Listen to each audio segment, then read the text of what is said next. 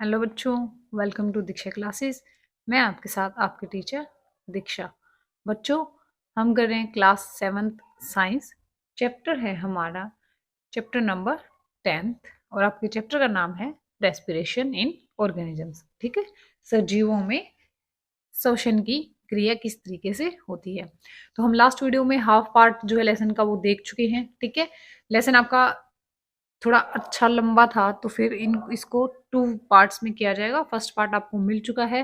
जिस बच्चे ने वीडियो नहीं देखी वो 7th क्लास की प्लेलिस्ट में जाकर के चेक कर सकता है। आज हम करेंगे हाउ डू वी ब्रीथ। ठीक है, हम सांस कैसे लेते हैं, यहाँ से हम स्टार्ट करेंगे। पीछे का जो भी है हम कवर कर चुके हैं, तो 7th क्लास की प्लेलिस्ट में आप चेक कर सकते हैं, आपको वीडियो मिल जाएगी। नेक्स्ट वीडियो में हम करेंगे चैप्टर के क्वेश्चन आंसर्स, और नेक्स्ट वीडियोस में हम करते जाएंगे कंप्लीट एनसीईआरटी बुक्स को 6 to 10 क्लास। ठीक है, तो वीडियो को जो भी बच्चा 6 में है, 7, 8, 9, 10 जहाँ भी आपके फ्रेंड्स हैं उनके साथ वीडियो को शेयर कर दीजिए, चैनल को सब्सक्राइब कर लीजिए, और वीडियो अच्छी लगे तो उसको एक लाइक दे दीजिए। ठीक है, और कोई क्वेरी है तो आप कमेंट सेक्शन में वो भी पूछ सकते हैं। तो चलिए अब स्टार्ट कर लेते हैं reading. How do we breathe. हम सांस कैसे लेते हैं। Let us now learn about the mechanism of breathing. Normally we take in air through our nostrils. When we inhale air it passes through our nostrils into the nasal cavity. क्या होता है कि जब हम श्वसन लेते हैं तो सामान्य हम क्या करते हैं, हम नाक के द्वारा अपनी वायु जो है वो अंदर लेते हैं। ठीक है, और इनहेलेशन के द्वारा क्या करते हैं, मतलब अंतः श्वसन आप हिंदी में बोल सकते हो, उसके द्वारा हम क्या करते हैं, उस गैस को अंदर लेते हैं और वो नेसल कैविटी में चली जाती है। ठीक है, नेसल कैविटी को आप हिंदी में बोल सकते हो नासा गुहा में चली जाती है। From the nasal cavity the air reaches our lungs through the windpipe. और उसके बाद वो कहाँ चली जाती है, हमारे फेफड़ों में चली जाती है विंड पाइप की हेल्प से, श्वास लेने की हेल्प से। Lungs are present in the chest cavity. जो लंग्स हैं, जो हमारे फेफड़े हैं, वो कहाँ पर प्रेजेंट है, चेस्ट कैविटी में।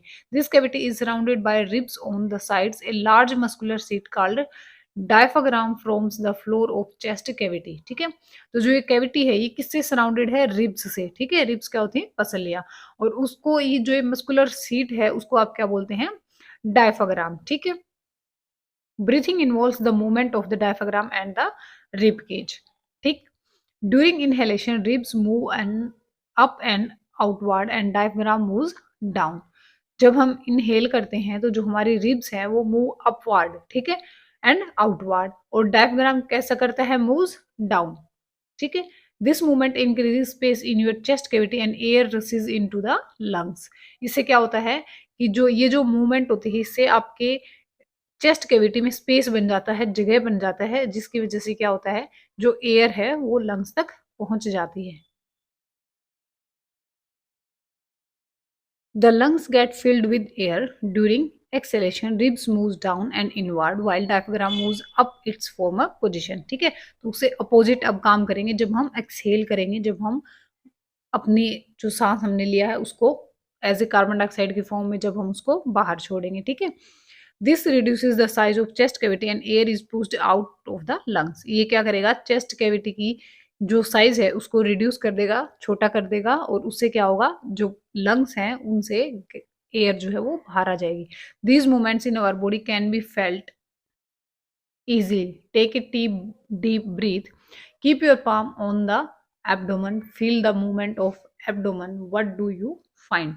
आप क्या करेंगे, अपनी हथेली को अपने उधर मतलब कि अपने पेट के ऊपर रख के देखिए, और आप वहां भी अपनी सांस की मूवमेंट जो है आपकी उसको आप फील कर सकते हैं। After having learn that during breathing there are changes in the size of chest cavity, children get involve in the chest expansion competition. ठीक है, तो छाती फुलाने का, एक्सपेंड करने का बच्चों के पास कंपटीशन भी है, वो करके देख सकते हैं, कंपटीशन करके देख सकते हैं। ठीक है ना, तो किस तरीके से साइज जो है चेस्ट कैविटी का बढ़ जाता है, घट जाता है इनहेलेशन में और एक्सहेलेशन में, वो हमने जान लिया। Smoking damage lungs. Smoking is also linked to cancer, it must be avoided. ठीक है, जो धूम्रपान है, स्मोकिंग है, ठीक है, जो बीड़ी सिगरेट गुटखा जो भी कुछ है, ये फेफड़ों को बहुत ज्यादा क्या कर देते हैं, डैमेज कर देते हैं, और इनसे ही जो है कैंसर की बीमारी होती है। तो इससे सभी बच्चों को, बड़ों को, सबको क्या होना चाहिए, बचना चाहिए, अवॉइड करना चाहिए। Everyone was boasting that she is could expand it is the maximum, how about doing the cavity in the class with your classmates. तो आप अपने क्लासमेट्स के साथ ये कंपटीशन कर सकते हैं कि कौन बच्चा चेस्ट कैविटी को कितना ज्यादा एक्सपेंड कर सकता है। यहाँ फिगर दिखाया गया है ह्यूमन रेस्पिरेटरी सिस्टम। ठीक है, ये होते हैं रिब्स, इनके अंदर क्या होती हैं, हमारी लंग्स। ठीक है, ये है आपका डायफ्राम, दिस इज ट्रैकिया, ये है आपकी pharynx, this is your nasal passage, और ये है आपकी ओरल कैविटी। ठीक है, इंपॉर्टेंट होता है ह्यूमन रेस्पिरेटरी सिस्टम में भी, आपके एग्जाम में भी आपसे बनवाया जा सकता है स्केचेस का। Now we will read activity 10.4. Take a deep breath, measure the size of the chest with a measuring tape and record your observation in table 10.2. ठीक है, आप जैसे जैसे एक्टिविटी में बोला जाएगा वैसे वैसा करेंगे। Measure the size of the chest again when you expand it and indicate which classmate shows the maximum expansion of the chest. ठीक है, तो आप क्या करेंगे, अपनी ऑब्जर्वेशन को अपने टेबल में लिखेंगे और फिर देखेंगे किस बच्चे ने सबसे ज्यादा एक्सपेंशन जो है अपनी चेस्ट में दिखाया है। We can understand the mechanism of breathing by a simple model. Now activity 10.5. Take a white plastic bottle, remove the bottle, get a Y-shaped glass or plastic tube, make a hole in the lid so that the tube may pass through it to be fogged and tube fixed to deflated balloons. Introduce the tube into the bottles as shown in figure 10.7. Now cap the bottle, seal it to make it airtight. To the open base of the bottle, tie a thin rubber or plastic sheet using a larger rubber band. जैसा जैसा आपको activities में बोला जाता है आप वैसा वैसा अपनी लैब में, स्कूल लैब में करेंगे। ठीक है, बहुत इजी सी एक्टिविटीज होती हैं, कुछ अंडर ऑब्जर्वेशन होती हैं वो आप लोगों को नहीं करनी होती हैं, जो इजी एंड सिंपल होती हैं वो आप कर सकते हैं। ये देखो, ये आपको फिगर दिखाई हुई है इनहेलेशन टाइम की, और ये दिखाई हुई है एक्सहेल करते हुए एक्सेलेशन में। ठीक है, यहाँ क्या हो रही है, रिब्स मूव आउट। जब आप इनहेल करते हैं तो जो रिब्स हैं वो एक्सपेंड हो जाती हैं। ठीक है, और जब आप इनहे एक्सहेल करते हैं तो रिब्स जो है वो मूव बैक, सिकुड़ जाती है। To understand the expansion of the lungs, pull the rubber sheet from the base downwards and watch the balloons. Next, push the rubber plastic sheet up and observe the balloons. Did you see any changes in the balloons? What do the balloons in the model represent? What does the rubber sheet represent? Now you should be able to explain the mechanism of breathing. Okay, now we will read about what do we breathe out. ठीक है, अब हम पढ़ेंगे what do we breathe out. हम जब exhale करते हैं तो हम बाहर क्या निकालते हैं। ओके, जब हम इनहेल करते हैं तो हमने देख लिया कि हम ऐसी एयर को लेते हैं जो ऑक्सीजन रिच हो, जिसमें ऑक्सीजन की मात्रा बहुत ज्यादा हो। अब हम पढ़ेंगे जब हम एक्सहेल करते हैं तब क्या होता है। Take a cylinder, clean test tube or a glass plastic bottle, make a hole in its lid and fix it on the bottle.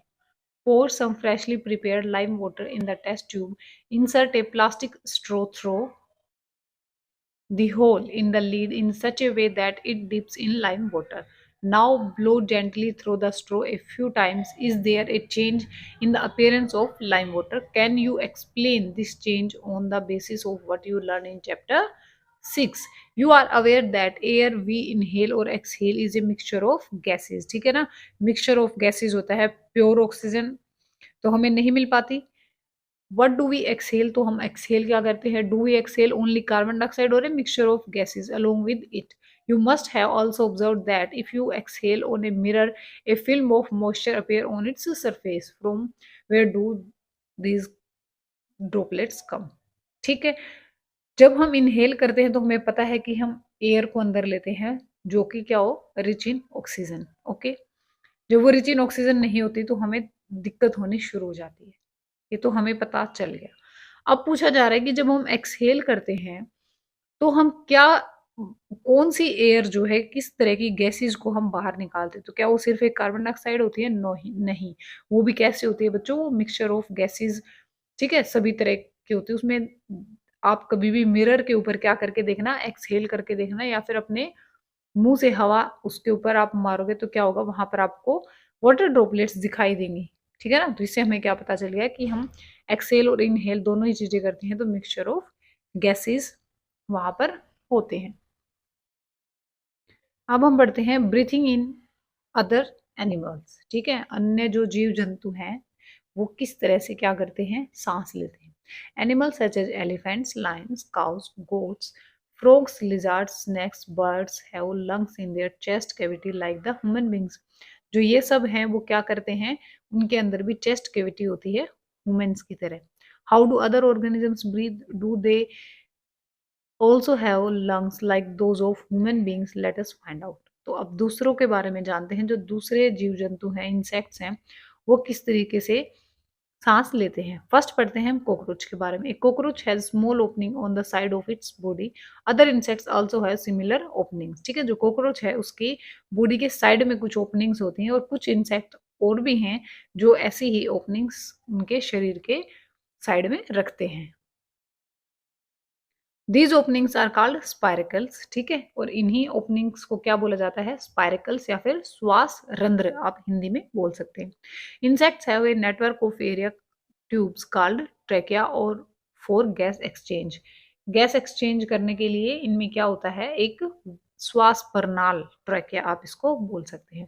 Oxygen rich air रसेस through sparkles into the tracheal tube, diffuses into the body tissues and reaches every cell of the body. Similarly, carbon dioxide from the cell goes into the tracheal tubes and moves out through spiracles. These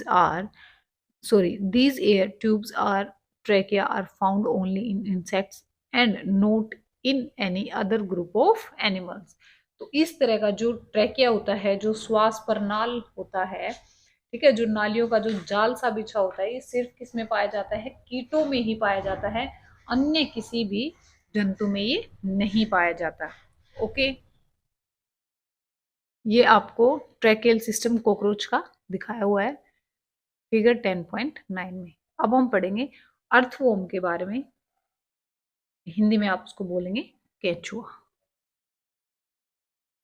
Recall from chapter 9 class 6 that earthworms breathe through their skin। earthworm कहाँ से सांस लेते हैं, उनकी skin से, त्वचा से। The skin of an earthworm feels moist and slimy on touching, gases can easily pass through them। तो frogs have a pair of lungs like human beings, they can also breathe through their skin which is moist and slippery। ठीक है ना। क्या होता है कि इनमें क्लोम होते हैं, गिल्स होते हैं, सॉरी, अर्थवॉर्म के बारे में हम पढ़ रहे हैं ना। तो इनमें क्या होता है, अर्थवॉर्म में स्किन से वो सांस लेते हैं, ठीक है, और गैसेज क्या होती है उनमें से, उनकी जो स्किन होती है वो मॉइस्ट एंड स्लीमी होती है, तो उनमें से गैसेज जो है वो इजीली पास थ्रू हो जाती है। और जो फ्रॉग होते हैं उनके पास क्या होता है, पेयर ऑफ लंग्स होते हैं लाइक ह्यूमंस, तो वो वहां से भी सांस ले सकते हैं और क्या कर सकते हैं, स्किन से भी सांस ले सकते हैं, ठीक है। अब हमने पढ़ लिया अर्थवॉर्म के बारे में। नेक्स्ट हम पढ़ते हैं जो वाटर के अंदर रहते हैं वो किस तरीके से सांस लेते हैं। Breathe under water, can we breathe and survive in water, क्या हम पानी में सांस ले सकते हैं और जीवित रह सकते हैं। There are many organisms which live in water, how do they breathe under water. You have studied in class 6 that gills in fish help them to use oxygen dissolved in water। तो fish में क्या पाया जाता है, gills, जो पानी में घुली हुई ऑक्सीजन को क्या करते हैं, सांस के द्वारा अंदर ले लेते हैं। Gills are projections of the skin। You may wonder how gills help in breathing। Gills are well supplied with blood vessels। जो गिल्स होती है मछलियों की, ठीक है ना, हिंदी में आप इनको क्लोम भी बोल सकते हैं, ठीक है, इनके द्वारा ये क्या करते हैं, सांस लेते हैं। और जो इनके गिल्स होते हैं वो इनके वेसल्स के साथ, ब्लड वेसल्स के साथ बहुत अच्छे से जुड़े हुए होते हैं, इस वजह से वो क्या कर पाते हैं, सांस जो है ले पाते हैं, ठीक है। ये देख लो fish, breathing organ in fish क्या होती है, gills. Do plants also respire, क्या जो पेड़ पौधे हैं वो भी सांस लेते हैं? ऑफ कोर्स लेते हैं। Like other living organisms, plant also respire for their survival, as you have learned in class 6th. 6th class में हम पढ़ भी चुके हैं कि जो प्लांट्स हैं वो भी क्या करते हैं, सांस लेते हैं। They also take in oxygen from the air and give out carbon dioxide. वो भी क्या करते हैं, ऑक्सीजन को अंदर लेते हैं और कार्बन डाइऑक्साइड को बाहर छोड़ते हैं। In the cells, oxygen is used to break down glucose into carbon dioxide and water as in other organisms. In plants, each part can independently take in oxygen from the air and give out carbon dioxide. You have already learned in chapter first that the leaves of the plants have tiny pores called stomata for exchange of oxygen and carbon dioxide. ठीक है, हम chapter first में भी पढ़ चुके हैं, class 6th में भी इस बारे में पढ़ चुके हैं कि प्लांट्स जो है उनको भी सर्वाइवल के लिए क्या चाहिए, ऑक्सीजन चाहिए। तो इसका मतलब वो भी सांस लेते हैं और कार्बन डाइऑक्साइड को एक्सहेल कर देते हैं, मतलब कि बाहर छोड़ देते हैं। और किसकी हेल्प से लेते हैं, लीव्स में टीनी पोर्स होते हैं जिनका नाम क्या है, स्टोमेटा। उनकी हेल्प से क्या करते हैं, वो गैसेस का एक्सचेंज करते हैं, ऑक्सीजन को अंदर लेते हैं और कार्बन डाइऑक्साइड को बाहर छोड़ देते हैं। Like all other living cells of the plants, the root cells also need oxygen in generate energy. Roots take up air from the air spaces present between the soil particles. ठीक है, ये है आपकी soil particles, ये हैं roots and these are air space. Okay. Can you guess what would happen if a potted plant is overwatered? In this chapter, you learned that respiration is a vital biological process. All living organisms need to respire to get the energy needed for their survival. हमने अभी तक क्या पढ़ा कि जो सांस है वो एक बहुत ही इम्पोर्टेंट जैविक प्रक्रम है। ठीक है, बायोलॉजिकल प्रोसेस है, इसको हिंदी में आप बोल सकते हो जैविक प्रक्रम। तो सभी जो जीव हैं उनको अपने जीवित रहने के लिए एक ऊर्जा की आवश्यकता होती है। ठीक है, सांस लेने की आवश्यकता होती है। तो सभी जो लिविंग ऑर्गेनिजम्स हैं वो क्या करते हैं बच्चे, सांस लेते हैं। ठीक है, यहाँ होता है आपका चैप्टर फिनिश। तो ये आप कुछ कीवर्ड्स हैं उनको देख लीजिए। फर्स्ट है एरोबिक रेस्पिरेशन, हिंदी में बोलेंगे आप इसको वायवीय श्वसन। एनोरोबिक रेस्पिरेशन, इसको बोलेंगे अवायवीय रेस्पिरेशन। फिर है ब्रीथिंग रेट, इसको आप बोलेंगे श्वसन दर। सेलुलर रेस्पिरेशन, कोशिकीय श्वसन। डायफ्राम, इसको आप डायफ्राम ही बोलेंगे। ठीक है, एक्सेलेशन, इसको आप बोलेंगे मतलब सांस को बाहर छोड़ना। प्योर हिंदी अगर आप बोलेंगे तो उसको बोल सकते हैं उच्छ्वसन। फिर है गिल्स, उसको बोलेंगे आप क्लोम। लंग्स होते हैं फेफड़े। इनहेलेशन, सांस को अंदर लेना, या फिर आप बोल सकते हैं उसको अंतः श्वसन। ठीक है,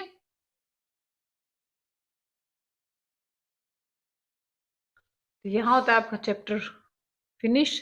ठीक है, नेक्स्ट वीडियो में हम करेंगे इसके क्वेश्चन आंसर्स। तो क्वेश्चन आंसर्स को मेरे साथ करने के लिए चैनल को कर लीजिए सब्सक्राइब।